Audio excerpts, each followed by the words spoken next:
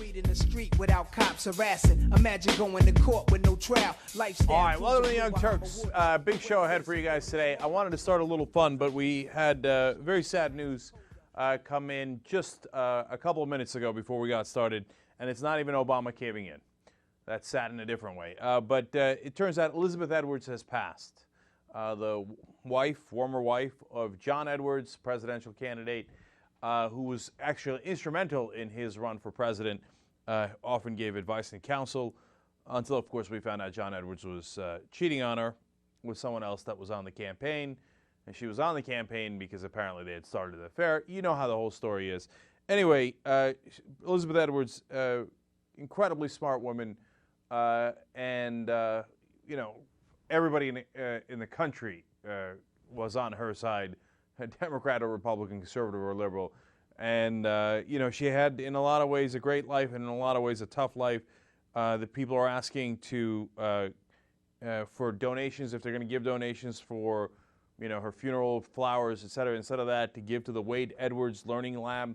Wade Edwards named after her son, this, of course, that she had with John Edwards, who had died in a car accident. So she went through that as well. She'd been fighting cancer a long time. She was 61 years old, and certainly some ups and downs, no question about it.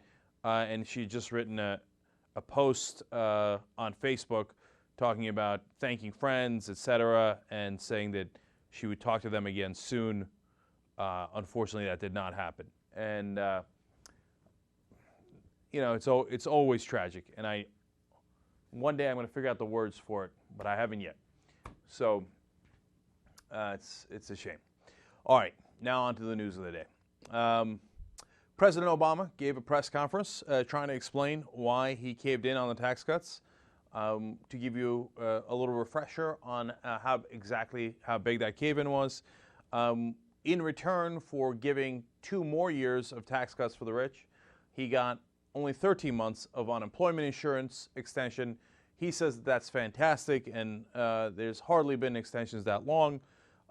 Except Ronald Reagan, during a recession, extended unemployment benefits for significantly longer, over 20 months. And that was Reagan, a Republican, that had done it, okay?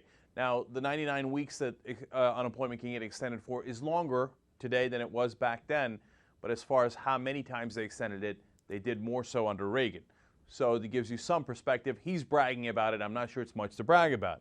And the other major concessions that he theoretically got was more tax cuts. And he says, well, you don't understand. This will bring down what you pay, your payroll tax, not what employers pay, but what employees get. Instead of being charged 6.2% payroll tax, you'll get 4.2%. And that can get you anywhere from $800 to $1,400, depending on what your income is. And that'll be money in your pocket, and that will help to stimulate the economy. Fantastic. I'm not sure I agree because I'm actually a deficit hawk. I don't want to add to the deficit, but I can see the case being made for that. Do you have any idea how easy that would have been to get passed without any compromise, without any negotiations? It's a frickin' tax cut. The Republicans, of course, would have said yes. Okay, the other thing you got was another tax cut for businesses to write off their old equipment right away so they can save on taxes. Here's how quickly the Republicans would have signed on to that immediately. Even if they didn't, so what? You say you're for tax cuts and the Republicans are against it until they will bend.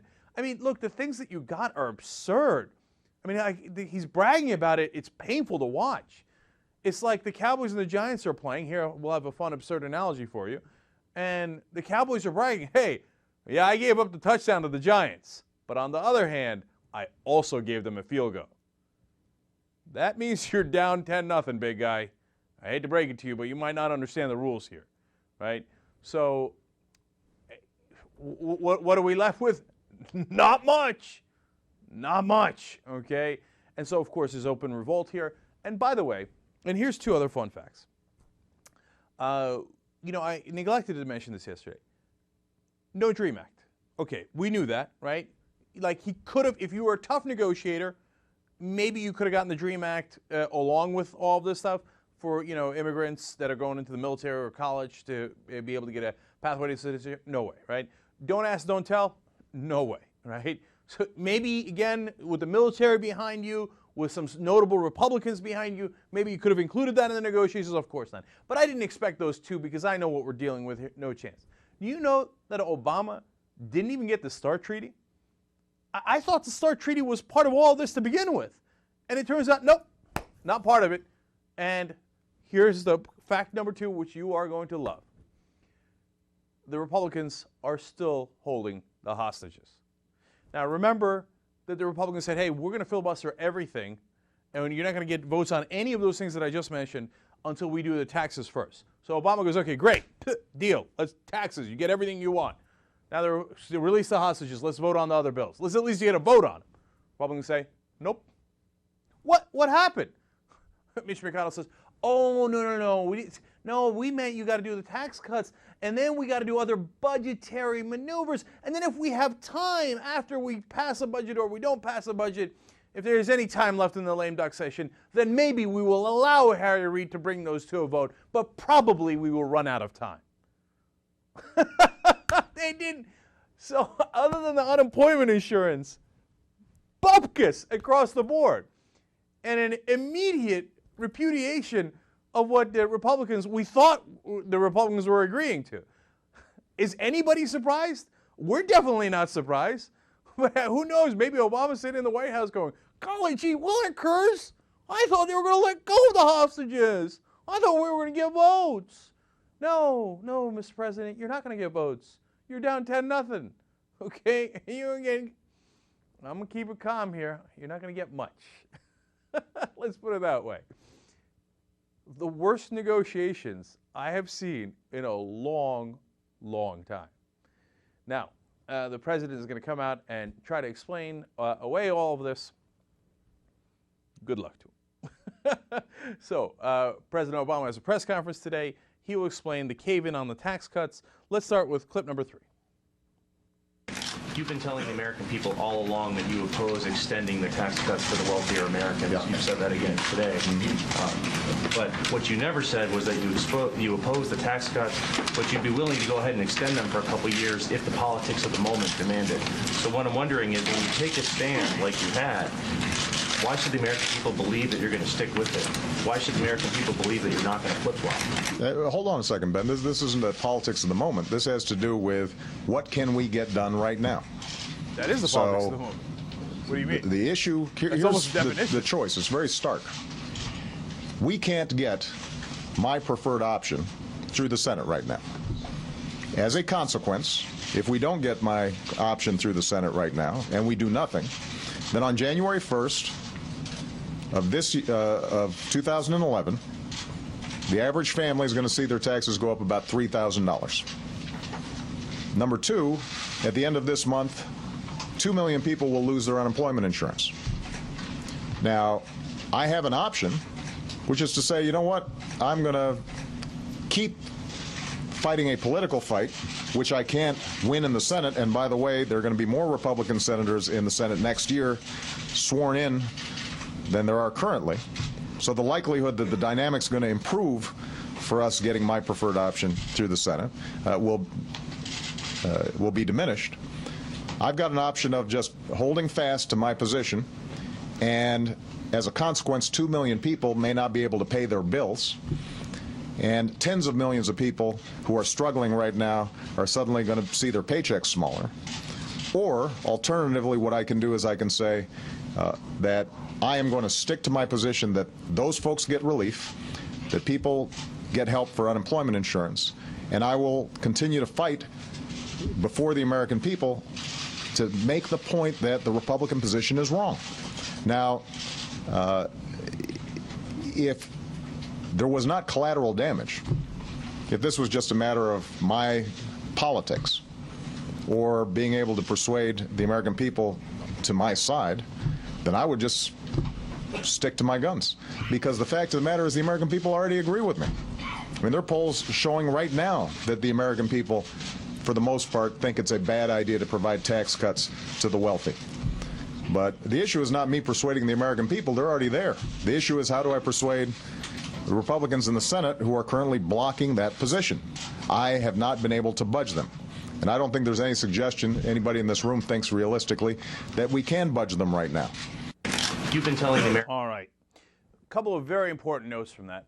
First, the man who campaigned on the slogan, "Yes, we can," said in the middle of it, and I underlined it, "I can't win." He said, "I can't win in the Senate." Now, that goes to point number two. He is betraying either a fundamental ignorance of how politics works, or he's hoping that the rest of us don't catch on to what he already knows and what he chose not to do. So what is that? Because that's really important. Because if you don't know much about politics and you just watch that and go, what can he do? The Senate won't vote with him. That's it. He has no choice, right? No, he has a huge choice. The way that politics actually works is you go and you campaign in swing states. So, for example, it's not just about his campaign, it's the campaign of the senators. What you do is you move the senators off their position. How do you do it? This is something that's been done for decades. This is not new. You go to a campaign in Massachusetts against Scott Brown, who took Ted Kennedy's seat and who was up for re-election in 2012. And you say, look, here's the polling in Massachusetts. Here's the polling in the country. The people are on my side. And I'm going to keep pressing and pressing and pressing. I'm going to go to Massachusetts every other week until Scott Brown says, no mas. You win.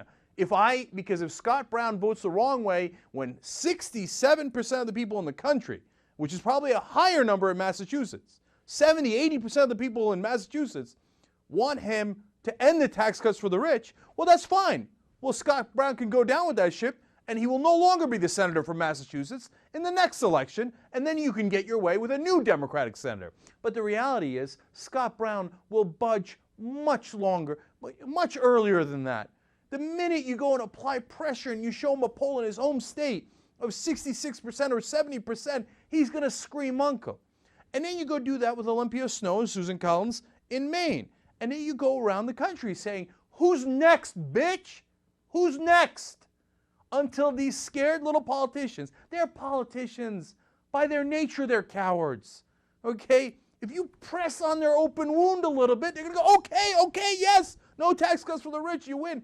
Do you know that there's a Republican right now, George Voinovich, retiring in Ohio, but still in the Congress now, saying, oh, hell no, these tax cuts are crazy. They're going to blow up our budget. Look at this. Let me give you his exact quote. I mean, it's as if he thinks he doesn't have anybody to work with. Let me find it for you. Lots of papers here. So many quotes on how many people are opposed to this. Damn it. Oh, here we go. Last one. That was fun. George Voinovich. The tax cuts are, quote, completely irresponsible. The American people should know that a lot of the reduction of their taxes is borrowed money from China. You've got to pay for it. You've got to pay for it. You've got to pay for it. He said it 3 times. Voinovich is going to vote no. He already had some Republican votes.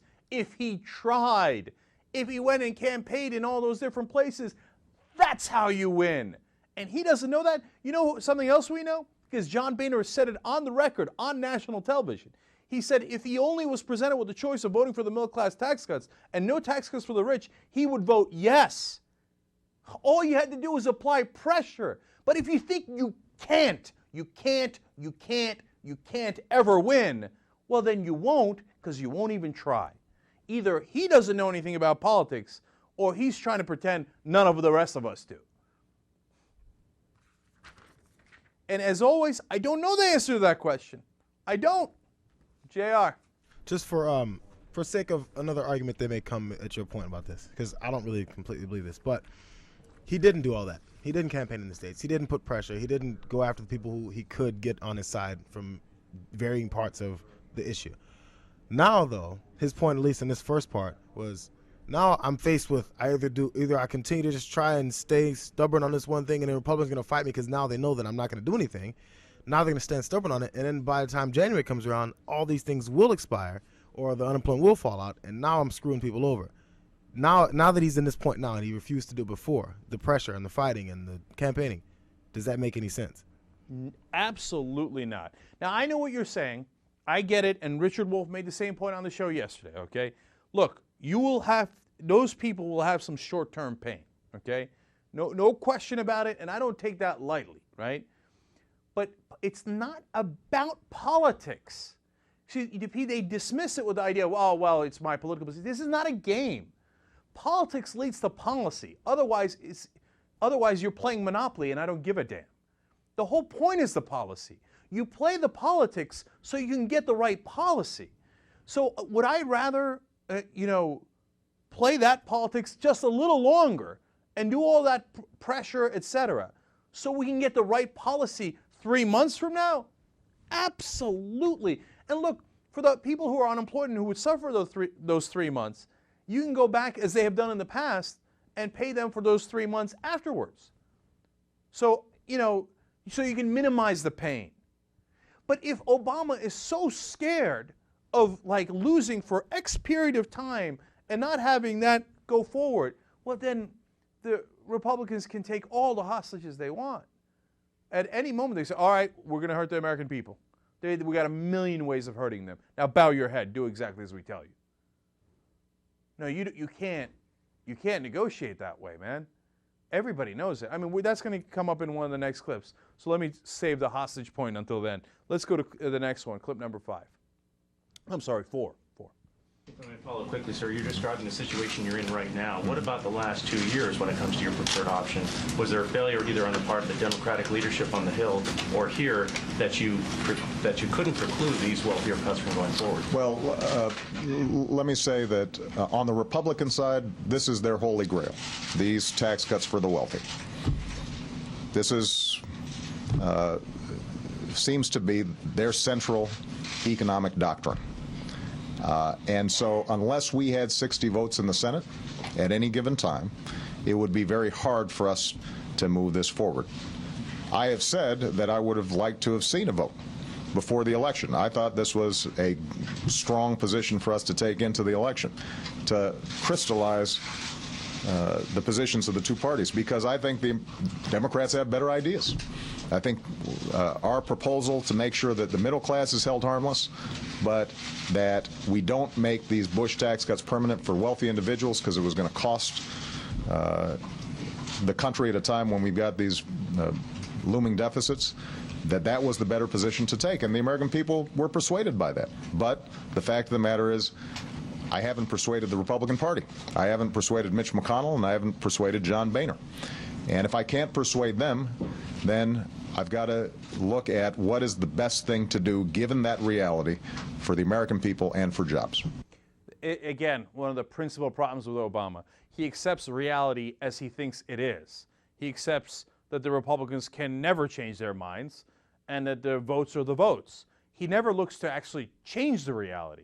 Again, tremendous irony here, because this is the guy who ran on change.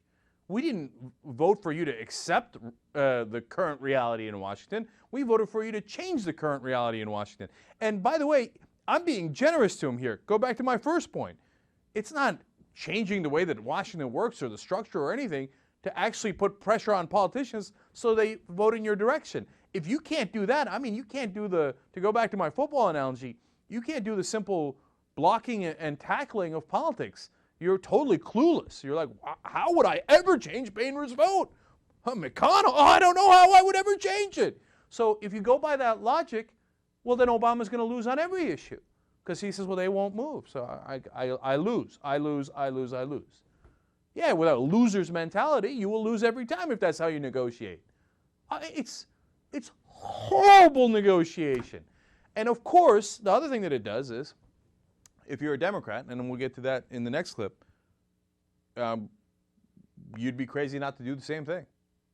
Learn from that lesson. So let's go to clip number 5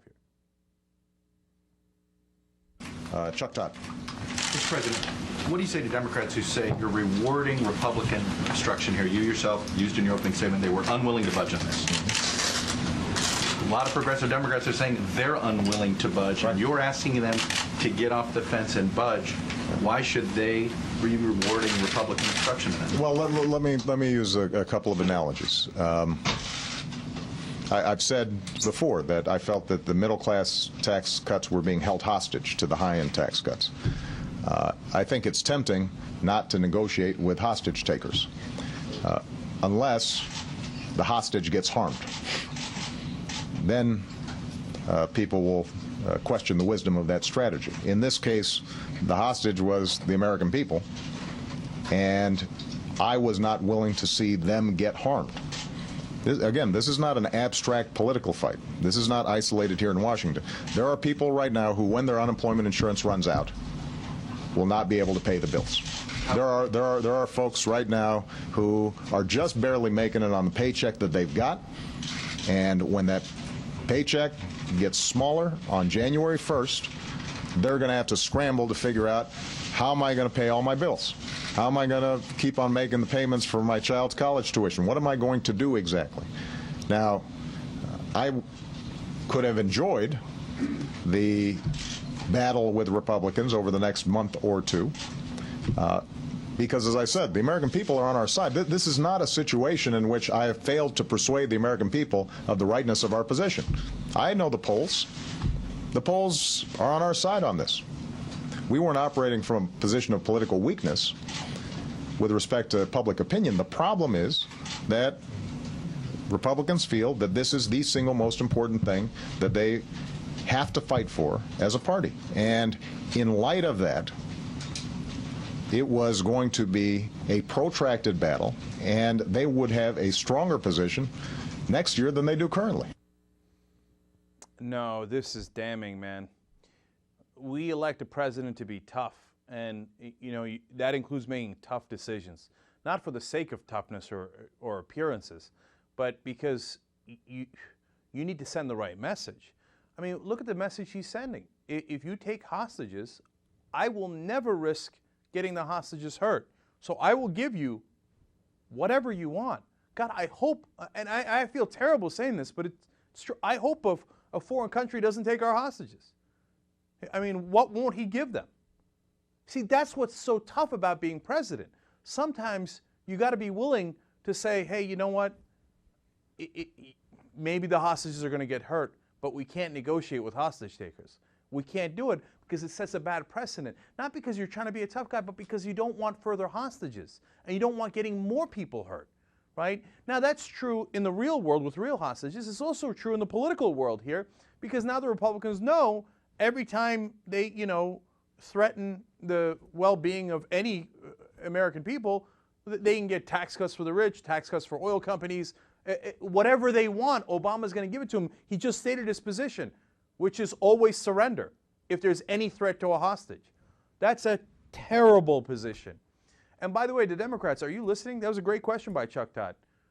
If Barack Obama gives in to somebody who states their position and never wavers from it and says, I don't have a choice, those are the votes, well, then Democrats, why don't you harden your position? If I'm a Democratic senator or congressman there, I go, okay, fine, lesson learned. You're never going to get my vote. Oh, you want this tax cut deal? We didn't pass it yet. And right now, the Democrats control the House and the Senate. No deal. No, I hardened my position. Okay, what are you going to do now? Sad day for you. I say no. And there's a lot of Democrats saying that right now. And I hope they learn from this. And I hope that they realize this president is never going to be on their side because they're being nice or they're being polite. He's only going to be on their side if you harden your position. And then he says, oh, I can't get their votes. No, I got to adjust my position. Listen, let me get a little more controversial here. When Carter was president, okay, I thought one of the biggest mistakes he made, and this is maybe why I talk about how I might not really be a liberal, right? There's a couple of things that are happening here that lead me to believe that. By the way, maybe it makes Obama a better man than I am, but I wouldn't have blinked on the unemployed. I wouldn't come back and get them later. I am, but right now, if we take a 1 or 2 month hit, that's the way it goes, man. I wouldn't have batted an eyelash, okay? And maybe that makes me a bad guy. And I think Carter's principal failing was when Iran took hostages, in that case literally. He was so worried about the hostages. It's a great thing for him as an individual, as a human being. He's a great guy, right? So I feel bad saying that. But me, I think the right attitude was, you took our hostages, you've got a week to return them or whatever it is. You got 24 hours to return them. You got 2 weeks to return them. I don't know what the right number is, right? But you got X number of days to return them. Otherwise, I'm going to burn your house down. I'm the United States of America, you're Iran, and I will maul you, okay? And maybe I'm an idiot. Maybe I would have caused a terrible war. So many more people would have died, etc. Maybe I shouldn't be president. But look, the message would have, it's not a, and Carter got those, look, we eventually got the hostages back. They were unharmed. You can say, hey, Carter did the right thing, etc., right? No, I think it's incredibly important for a nation to set the message of don't mess with us, okay? Not don't mess with us like George Bush. We're going to attack a country that didn't even attack us. That's the exact opposite of the message, right? But they crossed into our country when they crossed our embassy in Iran, and they took our citizens hostage. You can't do that, man. You got, if I'm the president, and maybe again, maybe I'm a jackass, but I consider those hostages dead at that point. And then I say, all right, look, you can give them back to me, and that's great, and that'll be fantastic. But I'm going to come for you either way. Maybe I'm wrong, but that's the way I would deal with it. And my guess is the next time somebody thought about taking hostages or attacking us, you know, whether it's 9/11 or, you know, Beirut or the many, many other times we've been attacked, maybe they would have thought twice. Maybe they wouldn't have. I don't know. But that's how I would have dealt with it. And I certainly wouldn't have dealt with any of the issues the way Obama does, which is his first reaction is give in. All right. Now you see the downside of the tough guyness, right? So let's take a quick break here. We got a lot more on this. Let's come back. All right, back on TYT. In the postgame, I've decided that we're going to have the Elizabeth Edwards discussion. It's, you know, it's tried and true, but it's always interesting. What would you do if you knew, you know, the end was near? Because as I read that story, I kept thinking, what would I do? What would I do? As she was writing on Facebook, etc. God, that's such a tough question. All right, we'll discuss that a little bit in the postgame. Okay, now let's move forward. All right, The Guardian in the UK did an article about Oxford and Cambridge and the fact that they admit very few black students. Okay, so I want to give you a couple of the findings, and then I want to give you the response that Oxford University gave in regard to the story. So according to The Guardian, last year, 21 Oxbridge colleges did not offer admission to a single black student. Damn. Oxford's Merton College had not accepted a black student for 5 years. Out of all of its colleges, Oxford accepted 1 black student last year out of 35 applicants. There were no black people among the more than 1,500 academic and lab staff employed by the university. And that's for Cambridge, by the way. That last stat, Yes. And, you know, that Merton guy, I always knew he was fishy. He always looked racist to me. All right, what I'm fascinated by, among many different things here, Casper, is Asian students at Oxford and Cambridge. My guess is that they are plentiful. Are they? Really? That's my guess. I don't know. I think this is a really interesting and tough story. So, first, what does Oxford and Cambridge, how do they respond to this? Well, we don't have a response from Cambridge yet. However, a spokesperson from Oxford said, look, these findings reported in The Guardian are misleading and they're untrue.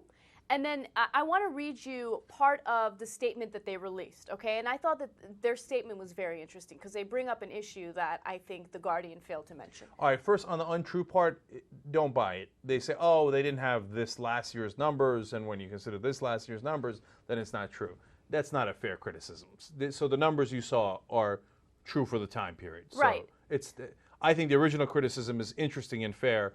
Now, another part of what Oxford said is a good and fascinating response. Right. So they said school attainment is the single biggest barrier to getting more black students into Oxford. In 2007, for example, around 23% of the white students gained AAA. Just 9.6% of black students gained AAA. And now I want to explain to you guys what AAA means. So in the UK, when you turn 16, the last 2 years of high school, you get to choose 3 subjects that you focus on.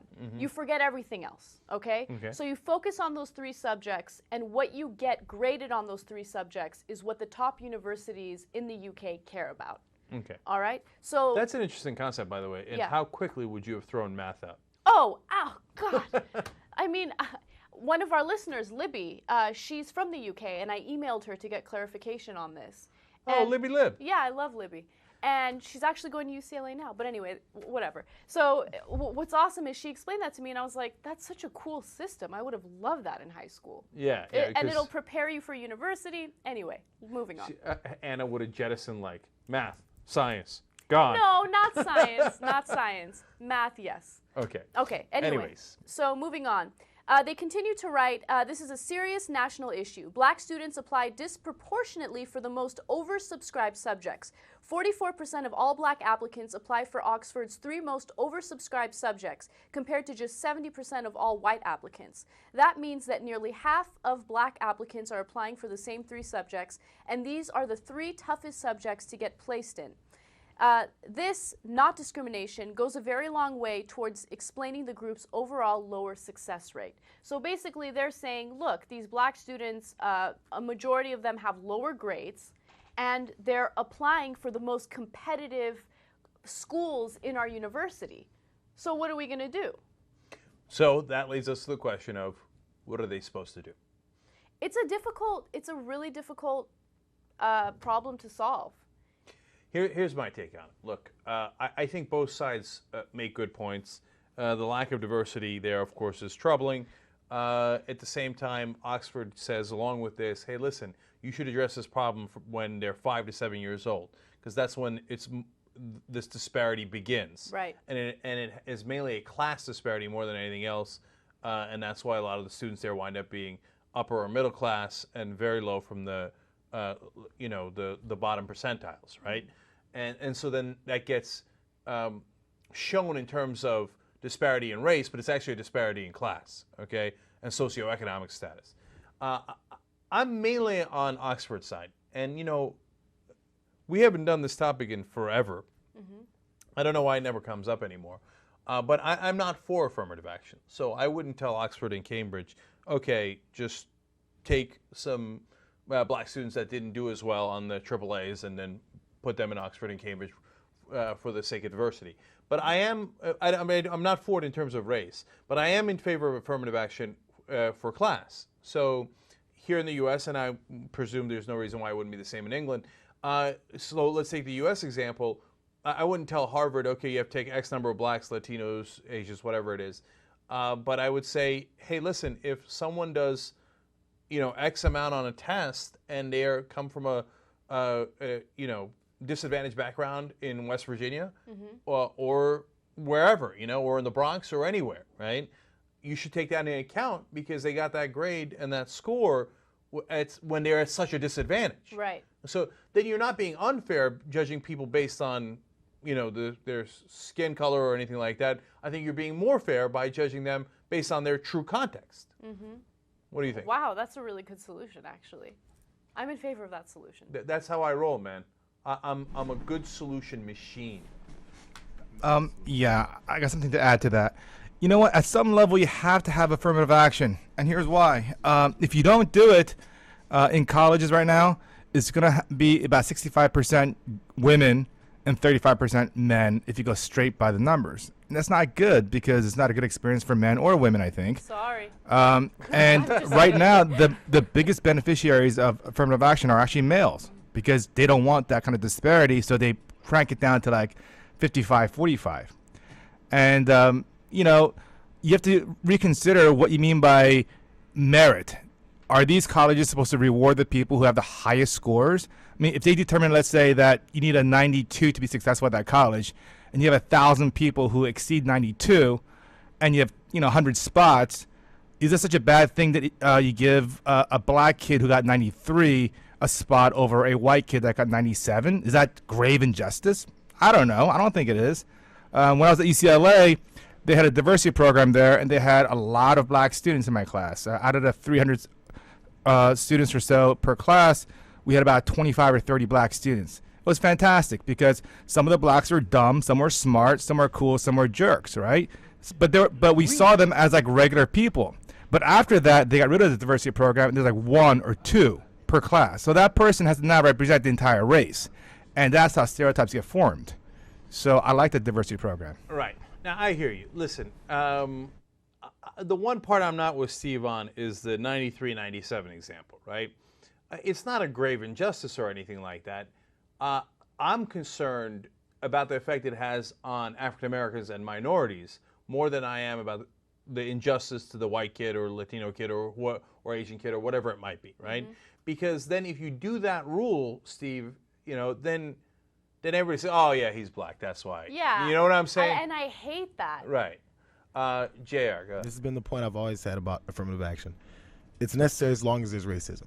Because there's people that go, no matter what you've done, no matter what your accomplishments are, no matter But I'm what you've afraid been it through, adds they to the go, racism, they though. go, oh, but he's black. Who cares what score he got? There's still people that do that. There's still people who hire that don't hire because of someone's name. It still happens. As long as that's going to happen, you got to give them a chance because people cut down their chances strictly based on their race. JR, of course that's true, right? And we've done countless stories. The iPhone story always sticks with me. The resume story always sticks with me. A guy holding an iPhone, if his hand is black, it sells at a lower rate. I mean, right? The resumes with the black names don't get hired at anywhere near the rate when it's the same exact resume as with a white name, right? So I know that. Don't get me wrong.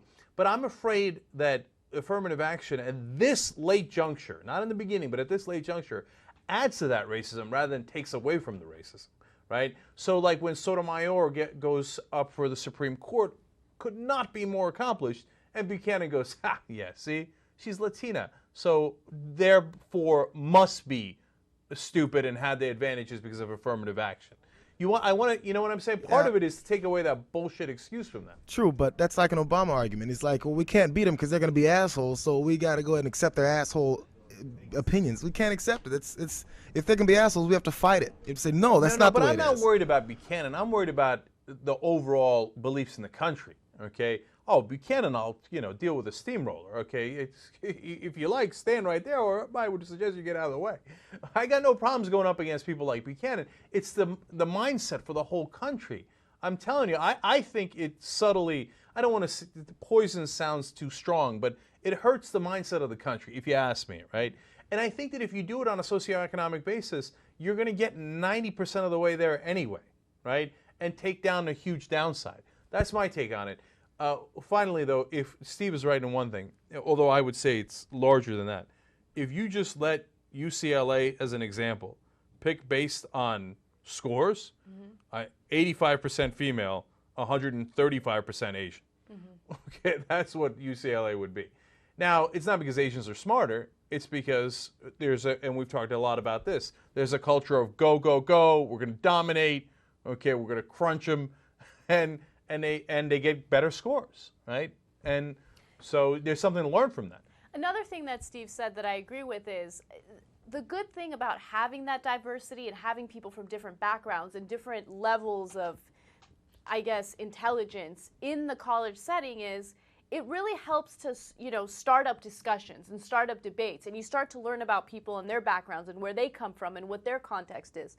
And I think that's probably the most telling part of a college experience, getting to know people from different backgrounds. So I agree with Steve on that. I hear you, but that's why if you do it my way, you get a different background of the kid from the Bronx, and you'll get the kid from West Virginia, and I bet you had no idea what's going on in Logan. So anyway, but it's an interesting conversation either way you look at it. Right now, we're not any close. The one other thing I'll add to it in the end here is, I always thought Obama was going to do that. I thought it was an easy thing for Obama to come out and say, look at me, I'm safe. I want to change affirmative action from race to socioeconomic status.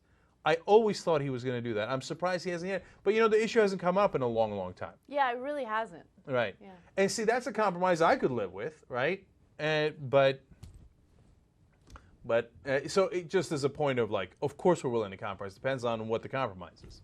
All right, what's next? All right, 18-year-old James DeCruz from Texas is planning on suing the state with the backing of the NRA because he's 18 years old and he would like to purchase a gun and he would like to carry a gun that is concealed. Okay, thank God. When he shops in certain areas, as he describes it.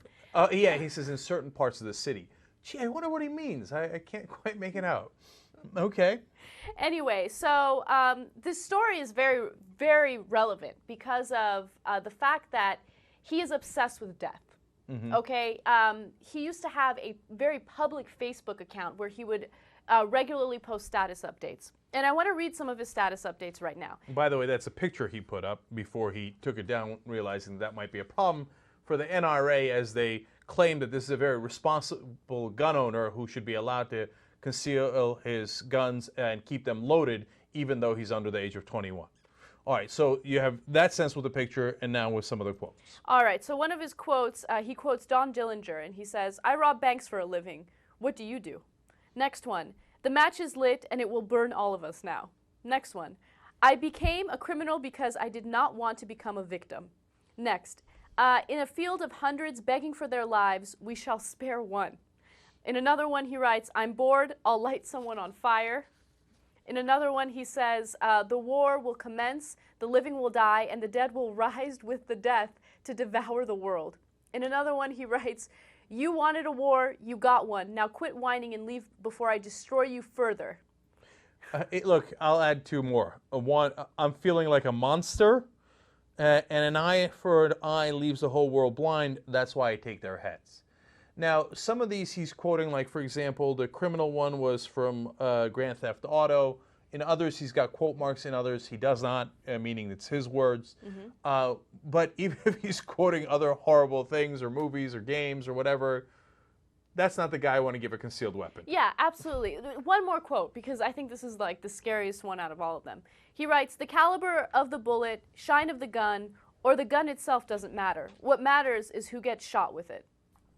Oh yeah, I want to give this guy a gun. That sounds like a great idea. And the NRA, here's the point. He's suing Texas because he wants that right to carry a gun, okay? To buy a gun, carry a gun. Loaded concealed weapon. Loaded concealed weapon. And the NRA is backing them. Of course. Backing him. Which, honestly, there are some people that will make arguments in favor of the NRA that make sense, okay? They will. I get it. I'm not for guns, but they're protecting the constitutional right to carry a firearm. I understand. But when the NRA backs clowns like this, dangerous individuals like this, no, you lose all credibility. You're done. You're done. All right. Now, look, even the Supreme Court has said, of course, there are reasonable limits to carrying guns, including concealed weapons, including age, etc. Now, the NRA wants more of a market. They want a bigger market. One of the things that the NRA has won is if you're on the terrorist watch list, you can still buy a gun. Okay? It's insanity, right? But they're so politically powerful that nobody's willing to get in their way. So now they're thinking, well, we can get anything we want, so why don't we get, kids who, by the way, are not even allowed to drink. You're not allowed to drink. You're too irresponsible to have a beer, but we'll let you walk around with a loaded gun. At the same time, the NRA is also pushing states like Texas to allow students to bring concealed loaded weapons to colleges. So to be able to bring it to colleges, to be able to own it and carry it when you're under 21, you put it together, and then as you read these quotes from this kid who was at the heart of this case, right? They couldn't have a worse spokesperson, if you ask me, in this regard. The quotes sound nearly identical to ones that you got from the Columbine massacre, the Virginia Tech massacre. You read the same things. Klebold, Harris, Choi, they all say similar things. I want to burn the place down. I want to light it on fire, take them out one by one. And this is, but that goes to the point of the NRA being so powerful and the politicians being so scared of them that they're brazen. They're like, they'll take this kid who sounds incredibly dangerous and be like, what are you going to do about it? Yeah, that's what we want, and you're going to give it to us. Like 5 years from now, you're going to hear about the NRA backing a 10-year-old who wants to carry guns. Why not? Why not? It's protected under the Constitution. And the next thing you're going to hear about is RPGs. We should be able to carry around rocket-propelled grenades at the age of 13. But don't worry, if everybody's allowed an RPG, then everyone will be safer. That'll be the rationale of the NRA. Thank God they're not making it RPGs yet. Once they start doing that, we're all in a lot of trouble. This is madness, man. All right, what's next? All right, let's go to the president of Botswana. Do it. All right, so it turns out that the president of Botswana is known as one of the most eligible bachelors. People have been bugging him about when he's going to get married, who he's going to get married to. Well, it turns out that he's finally come out and said, look, I'm looking for a wife. I don't have time to look for one, so I'm going to get my presidential aides to find one for me. But I have a few requirements. She must be tall and thin, no fatties, no shorties. Okay, look. Put aside the offensiveness of his comments for a second. This guy's a badass. Okay, now he's 57 years old. He's actually the leader of his tribe, and in that culture, he should have gotten married a long time ago, so it's very important to have an heir, right? He's like, no, I'm gonna hold up, because I'm having fun. Okay, come on, dude, I'm the president. Let's play ball, right? So he's been having a grand old time, not interested in any of this talk about settling down, right? And then, second of all, when he wants a wife, he's like, AIDS, right? All right, he's like, I'm dispatching people to get me a wife. She must be slim, she must be gorgeous. Move forward. Right. Okay. So, he's very honest about what type of woman he's looking for, obviously. And he goes as far as completely humiliating one of his colleagues to explain what kind of woman he wants, okay? So at one point, he's pointing to Assistant Minister of Local Government. She has a name that's insanely difficult to pronounce, so I'm not going to pronounce it. And that ain't right. He goes on to say, he's pointing to her, right? He says, I don't want one like this one. She may fail to pass through the door, breaking furniture with her heavy weight, and even break the vehicle's shock absorbers. Oh, hell no. Oh, that ain't is right. Unacceptable. That ain't right. Okay, look, he had me with the, hey, I'm going to play the field until I'm 57. I'm fit and trim. Who's next, right? He had me dispatching folks to get him women, right? And they're talking about they're going to bring him Miss Botswana, and they're going to bring him this and that, okay? But, no, seriously, doing that to that poor woman is crazy. That's so mean. And what's funny is, in the story, it says that everyone, including the woman who was totally degraded, just laughed. But what's she supposed to do? She's his minister. It looks like the guy's got some clout in his country. My guess is if she was like, what did you say? That she wouldn't be in the minister very often. It reminds me of the day Hot for Words came in the studio, and he said right in front of her, oh, you're way hotter than Anna is. Oh, but that ain't the same thing. It's similar. It's similar. No. And then No, if I had said it, you're forced to do the really uncomfortable laugh, like. Look. If I turned to Hot for Words and was like, oh, look, you're not like this fatty over here, I'm worried about the chair, and I got to get shock absorbers on the chair with them. That would be very ironic coming from me. Right? Okay, that'd be different. Look, I'm talking about you're hot, she's hot. Okay, she's a little hotter. What am I gonna do? Okay, let's end that conversation. Okay. Anyway, it's not just about this poor woman that he humiliated in front of everybody. If you're the president of the country, you can't be saying that about overweight women. It's crazy. Mm-hmm. Okay, it's disrespectful. Can't have it. Until then, you were riding high. We were on your side. That's how you lost the room. It's not the right way to go. Be cool. Okay. JR. Well, two things. First of all, I guess three now, because now that you said that, the president, he can do whatever the hell he wants. That's the guy who can talk shit about the women sitting next. It's messed up, but he can. Well, number two, she knows. I'm sure she knows she has a little extra weight. So I'm sure she was like, oh my God. You mean you're talking about me? She knows. No, but look at it's this. humiliating, but she knows. But look at this, right? Before you get to number one.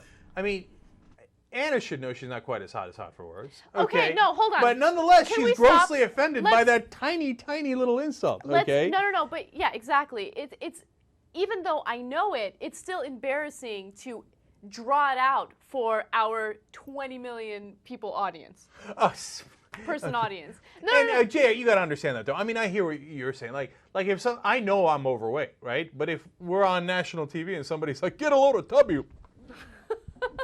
Right? Well, I might be amused. But it might also be a little embarrassing. I don't know. All right, yes. I see. But and really, the best way to do this, I mean, we have this locked up in America. This is a perfect reality TV dating show. Oh, he's the Bachelor. He can get any woman he wants. Come on. I'm the president. Line up 50 women, and we're gonna go through a week, and I'm gonna eliminate one each time. Come on. Oh, that would be awesome. And you know what we call it? I'm the president, bitch. The greatest reality show of all time. Hey, wait. We don't need to. He doesn't have to be in America for us to do it. We should send a crew down there. TYT's first reality show. I'm the president, bitch. Get in line. That's the subtitle. Get in line. He's next. Oh, man. President Ian Khama. It's a strong name, too. Mm-hmm. All right. And look at the badass soldiers he's got behind him, man. You want to fuck with that guy in the back?